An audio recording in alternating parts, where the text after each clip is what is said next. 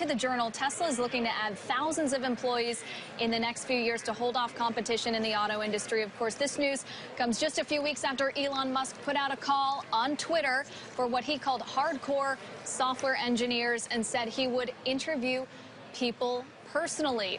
Jason, do you sense that competition is heating up for engineers? And if so, who do you think Tesla is competing squarely against?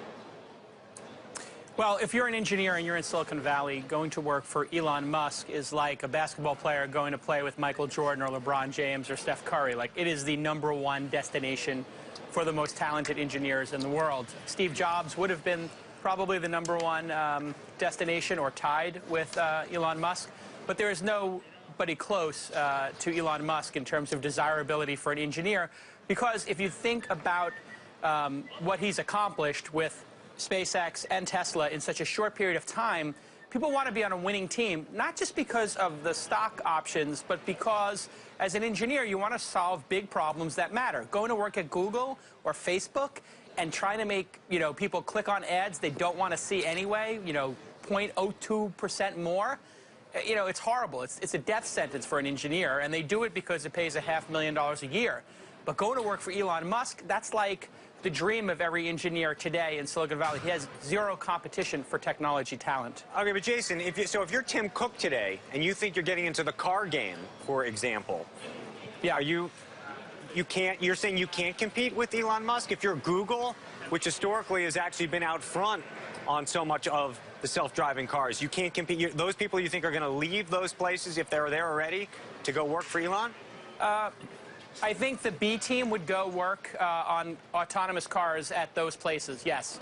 I don't think you're going to want to go to Apple and start on day 0 when you can go to Tesla and you can go work on what is already the #1 highest rated car by Consumer Reports ever. You're going to want to work with the winning team. And Tesla's lead is not de minimis. They have a huge lead here. People love the brand, they love the car. This doesn't mean Apple in 5, 6, 7 years won't have a loved car. But Apple's not going to have a car on the road in the next 2, 3, 4 years, maybe even 5. Tesla's going to go from 50,000 cars probably to 250, 500,000 a year in that same time frame. So you really have two issues here. Who do you want to go work for, and then who is also the market leader, coupled with I think the regulatory environment has become extremely favorable to autonomous vehicles, and that is a complete sea change in the last 12 to 24 months. Local governments really want to fight to get the business of autonomous vehicles, and they have a very specific reason for that. Mike, Elon Musk says that Autopilot, which is this unit, will report directly to him. He's already running 2 companies. How many direct reports can an executive have? Well, he's Superman, right? Or he's Iron Man, or one of these. And I don't really think that, to me, is the big question surrounding all this. To me, the question is the business of Tesla and how labor-intensive it is. So if you have this competition at the upper end for engineers, you have 14,000 employees. By the way, more than Facebook has. The car business, I think, is a little bit less scalable than the rest of tech. So I think that, to me, is the more interesting question than whether he can kind of handle all the management responsibility that might be given to him. Well, let's move on to another tech titan. Amazon's next big play could be further in the movie business. In an interview with a German newspaper, CEO Jeff Bezos said, quote, "We want to win an Oscar. Amazon has already won Golden Globes and Emmys. Our current target is to produce 16 movies a year." Bezos also said he's interested in streaming live sports events like the World Cup, saying, quote, "It is not impossible. Sport is an interesting area." Shares of Amazon are up pretty handily this year, up more than 120%. It's the second best S&P performer. It's not Amazon's best year. It's had better years. But, Jason, does this surprise you that Jeff Bezos wants an Oscar? No, not at all. I mean, they've won a ton of Emmys and Golden Globes, and they've got a ton of series that are groundbreaking, like Transparent and House of Cards and a bunch of other ones. So what this is really about is creative freedom as well as data. So Amazon is looking at a very granular level of how many minutes into each program, how many episodes into each series, and also the sales of DVDs historically, et cetera, to figure out what types of content on a very granular level people are reading and what content they're watching. This is going to have an impact on Hollywood that's going to be very similar to what happened when Robert Evans came in the 70s, and films like Easy Rider and The Godfather and The Conversation and just all these amazing films from Scorsese and Coppola and Lucas came out, and they really changed Hollywood forever from these big blockbuster musicals because creative freedom. They didn't turn the screws and say, make another sequel, make another sequel. If you look at what's happened to television, people have no problem justifying a Netflix subscription or Amazon Prime, but I tell you, a lot of people are considering whether it's worth $100, you know, all due respect to the network we're on right now, for their cable connection, right? So it's very easy to justify $8, $10 for one of these over the top services, and I think Amazon will win. I would guarantee they'll win a couple of Oscars in their first, second, and third year. Well, because Jason, what's creative interesting freedom means a lot. What's interesting about both Amazon and Netflix and their focus on awards is it's really the only standard that they have to meet out there, right? They don't really care about box office. There's no other real benchmark for how their content is doing, so they have kind of bragging rights is all they're going for. Yeah, I mean, listen, they're looking at Amazon Prime statistics, right? How many people are signed up for Amazon Prime? And that's $99 a year. And, you know, I think they got 3 or 4 million new subscribers over the holiday season. And Amazon Prime was this idea that was originally laughed out of the room at Amazon. Oh, my God, we're going to become Costco. And now it's really become the rallying cry inside that organization is how many Amazon Prime subscribers and how much value can we give them? If you don't have an Amazon Prime subscription, you're kind of missing out on the best Jason, deal on the internet right now. Jason, what's the tipping point on Prime to which currently right now I imagine 95% of Prime subscribers are there because of the shipping issue? They're not really there for the content yet. When does it turn and then the economics on that model turn? It's hit shows. When you can only get a certain program on Amazon Prime and everybody's talking about it and you don't want to wait and you don't want to go pirate it or steal it from somewhere, you're going to say, you know what, maybe this is worth it. And so, you know, if you look at it on a monthly basis, $8 a month or $9 a month, it's so worth it. So it's going to be exclusive content. Orange is the New Black or, you know, House of Cards or Transparent. When these series come out and everybody's talking about them and we shut up about them at work at the water cooler, that's when people go back to their desk at work and they sign up. So well, the price of Prime, content. He's doing it exactly right. The price of Prime is currently less expensive than the price of 16 Why don't they sell them separately, though? They seem like they seem like two separate products. And if they get Prime right on the TV side, meaning they get that House of Cards show that everybody wants, it's almost an identity crisis that they have because some people are going to confuse the issue. No, it's the same price, and what it does is it reduces churn. So if you came for one and you got the other, you're not going to quit because you feel like it's icing on the cake. It's the same price as Netflix. So, you know, if you would be correct if it was twice as much and you had to make that cognitive decision. You don't have to make that kind of cognitive dissonance decision. Which one am I going to pay for? Because it's the same price as Netflix.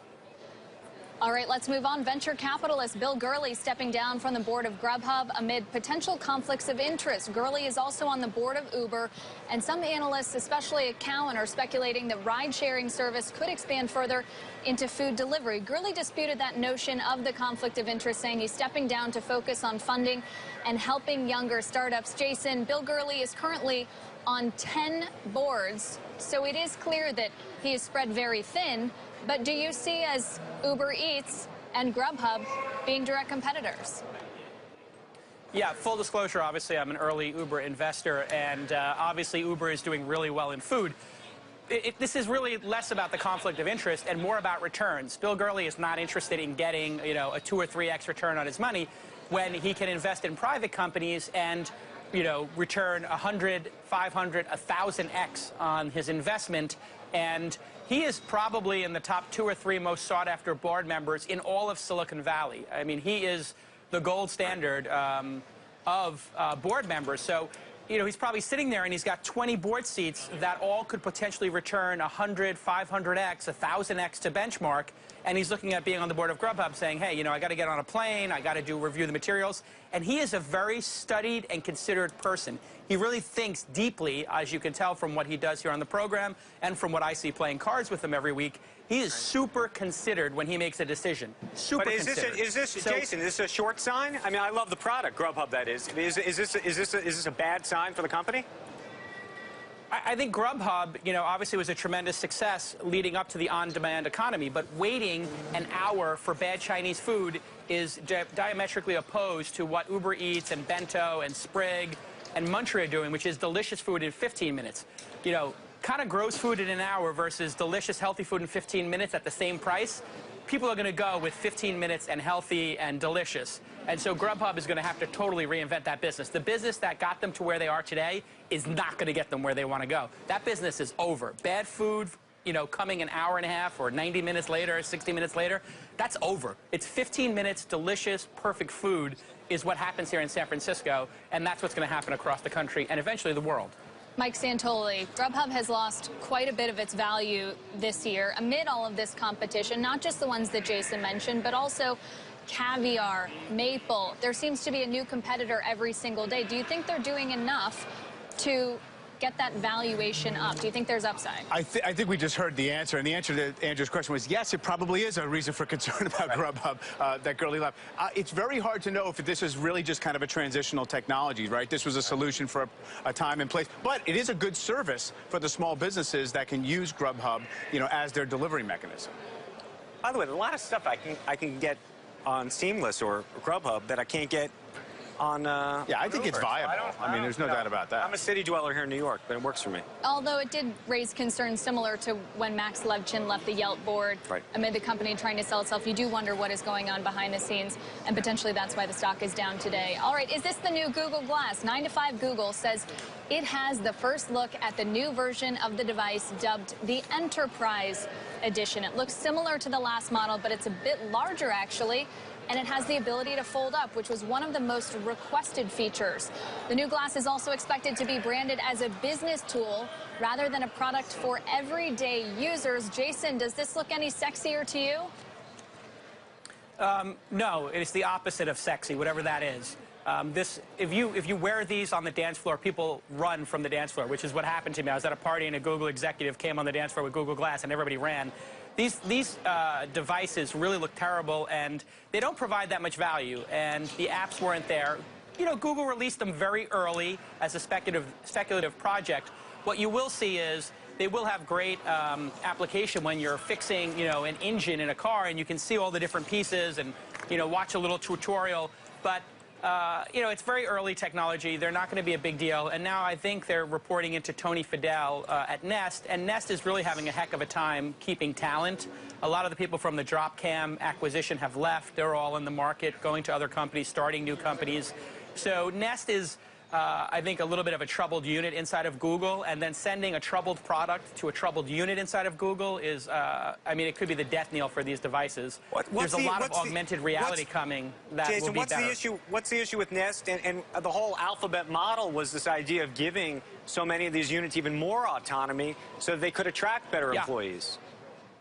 Yeah, it's a fine point, and it's a great idea, and it will work overall. I think the problem is people don't want to work for Tony Fadell, and, you know, he's just a little bit of an extreme personality, and a lot of the acquisition talent that came there, you know, I see them on the streets starting new companies and leaving the company in droves. So I think Nest is the challenged unit inside of, obviously, Alphabet, an incredible company.